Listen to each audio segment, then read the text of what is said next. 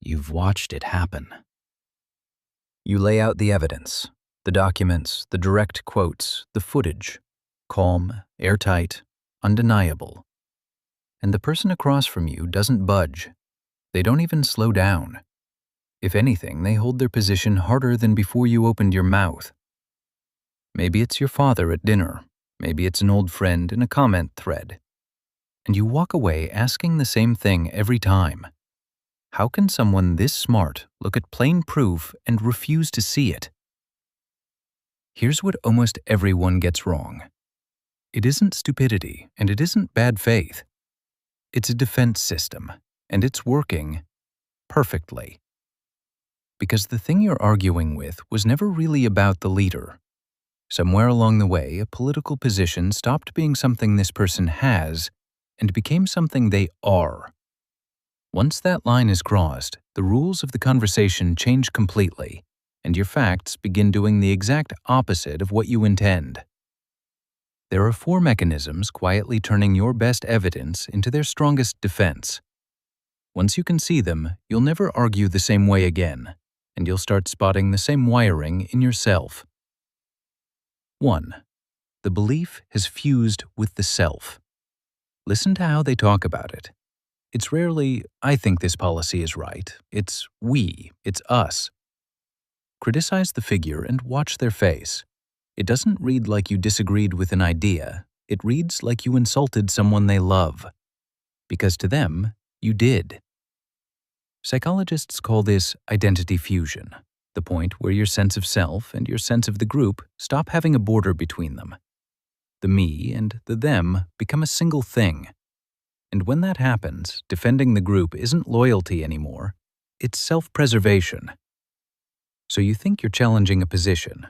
You're actually standing over something they experience as a part of their own body, which changes everything about what happens the instant your evidence lands. 2.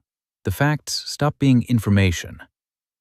You expect your proof to arrive and start a thought. Instead, it starts a fight. Not, "Let me look at that," but, "Where'd you get that? Who's paying for that? That's not the whole story."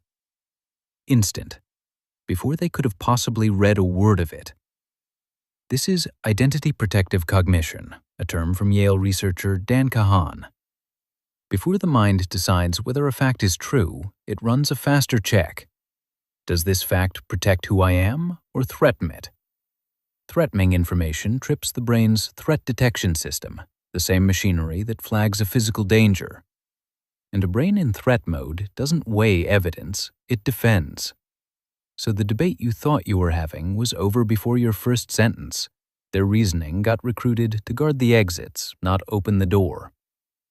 And if you're certain you'd never do that, think of the last time a fact made you angry before you'd even checked it. 3. Changing their mind means changing their people.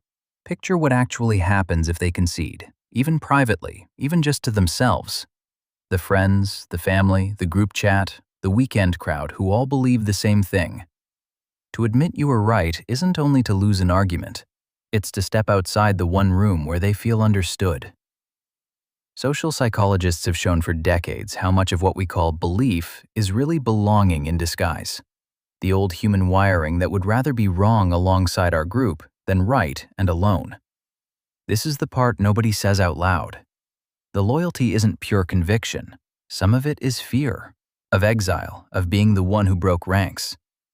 So when you hand them your evidence, you're not asking them to update a fact. You're asking them to risk their entire social world.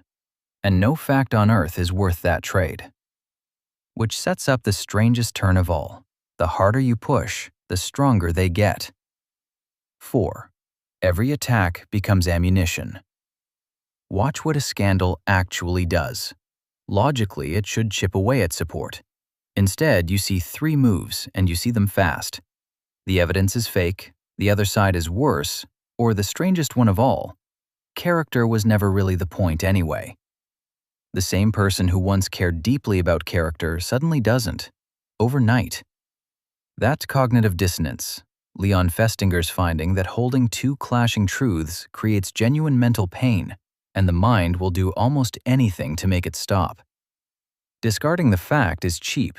Discarding the identity is not.